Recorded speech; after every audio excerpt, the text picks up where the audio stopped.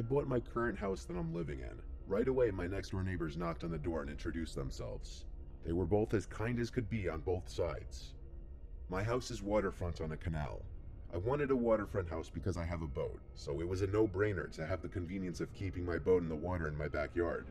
A house on a canal, though, means sacrificing privacy in the backyard, as the house across the canal from me looks right into my yard. From the start, even when I went to view this house for the first time, I wasn't the biggest fan of the house across the canal.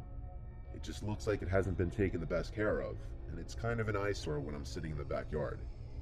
For almost 2 weeks after moving in, I'd look out my window before bed every night to the house across the canal to always see the lights out. The house was always pitch black. I wondered if maybe it was a second home for whoever owned it.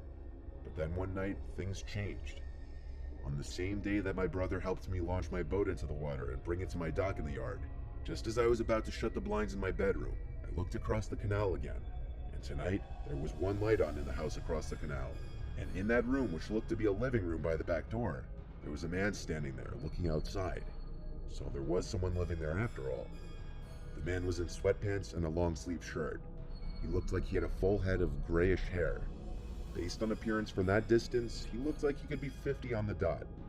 It seemed like he could have been looking at my windows.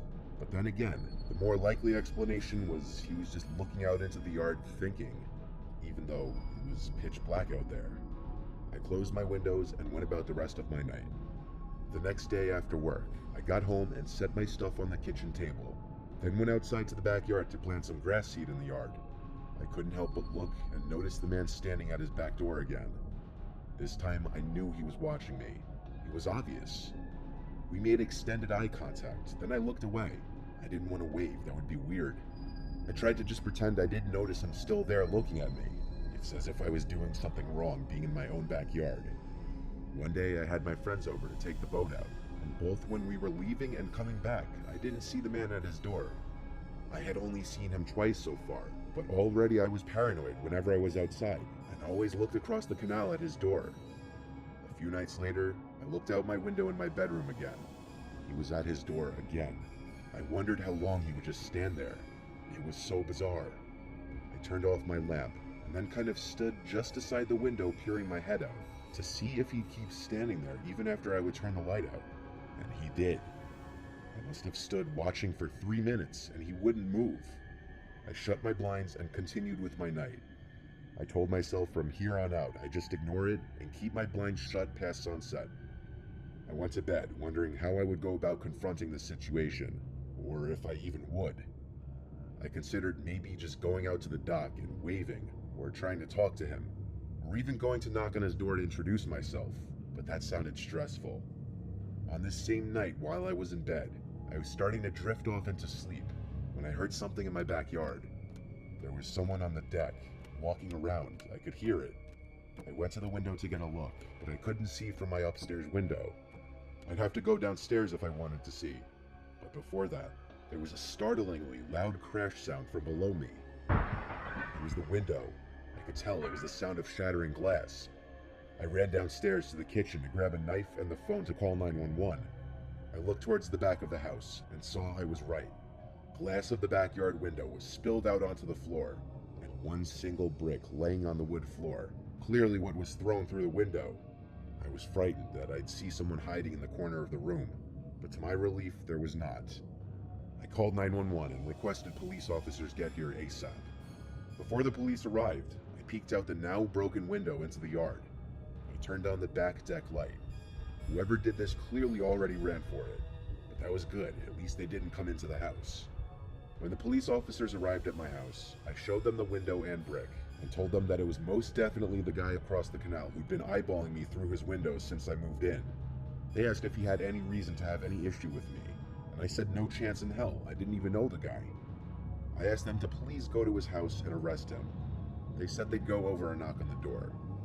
So when another police car came to my house, the first 2 officers went to drive over to the house. And when they came back about 20 minutes later, they said nobody lived in that home. A neighbor told the police when he saw them outside that the house had been foreclosed on months ago, and the old tenant was evicted a while ago. I know nothing about foreclosures, so I asked the cops if maybe it was someone from the bank that foreclosed on the house. They said their guess is as good as mine. They recommended I install some cameras outside of my house in case the harassment continued. The police left one of their cars parked in front of my house, I guess to make me feel safer with my window being busted open now. The next morning, I woke up early and went over to that house, and I tried opening the front door and then the back door. The front door was locked, but the back door was unlocked. I quietly opened the door and took 2 steps inside of the dark, creepily empty house. I heard something from upstairs. I noped out of there and ran back to my house. The police car was still outside my house. That day, I had my window fixed and pretty soon installed doorbell cameras in the front and back of my house. I haven't seen that man in the house again. I still don't know if he's still in there, who he is, if he's the one who threw the brick through my window, or why. Knock on wood, things have been fine ever since.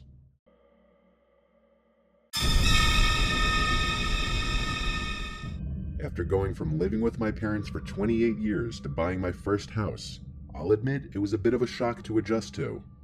This was July of 2022, so very recently that I moved in. My house is a 30-minute drive from my parents' house, so we're not that far away. In my parents' house, I would always constantly be awoken at night by my dad going up and down the stairs in the middle of the night. He's basically a chronic insomniac, and constantly has to get water or go to the bathroom throughout the night. So having my own place would finally mean peace and quiet, but that doesn't mean my dad didn't pass down his inferior sleeping abilities to me, because I'm a very light sleeper too. The layout of my new house is as follows: a small unfinished basement with laundry and boiler room, first floor with living room, kitchen, bathroom, and dining room, and the upstairs with 3 bedrooms and a bathroom. One bedroom I use as an office, another one I use as a little workout room. For the first couple of days, my dad was over to help me bring in furniture and set the place up. The bulk of it was done after that, then it was just minor decorating and smaller things here and there. I'd say a week into moving in, I was practically done with the furnishings and fully at home. On a Sunday night, I could tell I was going to have a rough time trying to sleep because I was wide awake. I took a melatonin and a sleeping pill to help, and within an hour, I was out like a baby. Usually when I take these, I sleep through the night without waking up. This night, though, I woke up. A sound from outside my room woke me up. I was so dazed and confused, freshly woken up from an intense dream, that I wasn't thinking clearly. The noises from outside my room were familiar footsteps going up the stairs. My dad, as usual, waking me up with his middle-of-the-night trips up and down stairs. I tried to drown out the noise and ignore it.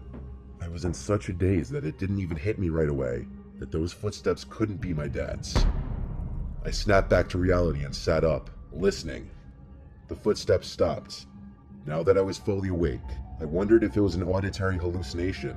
Like, was it just something engraved in my memory that I heard it in my half-woken up state? I actually nervously called out, "Dad?" I didn't know what I was expecting to happen, but no one called back. I went out into the hallway outside of my room and turned on the lights to each room I passed. I made it to the stairway, and I looked down the stairs at a tall man in a mask at the bottom, looking up at me. It didn't feel like a reality that I was actually staring at an intruder in my house. I didn't see any weapons on him, but I wasn't about to go fight him. I screamed at him to get the fuck out of my house, definitely with a shake in my voice. Believe it or not, he turned around and left through the front door. I ran down the stairs to lock it behind him. When I went to call my dad, I heard the back door to my house slam shut. There was a second person in the house who I didn't see. I was full on freaking out. My dad picked up, of course, because he's never asleep, and he questioned why I was calling him and not the damn police. He told me to hurry, so I called the police, and the operator asked me a million questions while I waited. I was interviewed by the arriving officers, who asked me for a description of the robber, what they stole, if anything, and which direction they left in, and what vehicle. Unfortunately, I didn't think to watch them leave, so I couldn't even answer what direction they went. And I couldn't give a physical description other than one of them was tall because of the mask. It didn't actually seem like they stole anything, but I didn't have anything of real value on display on the first floor. The method of entry was a kitchen window, just big enough to climb through. Experiencing a home invasion is something you always hear about on the news, but never assume it would actually happen to you, much less right after you move into your first house. I wish I could have been more help to the police in identifying them. Now, I sleep with a knife next to my bed.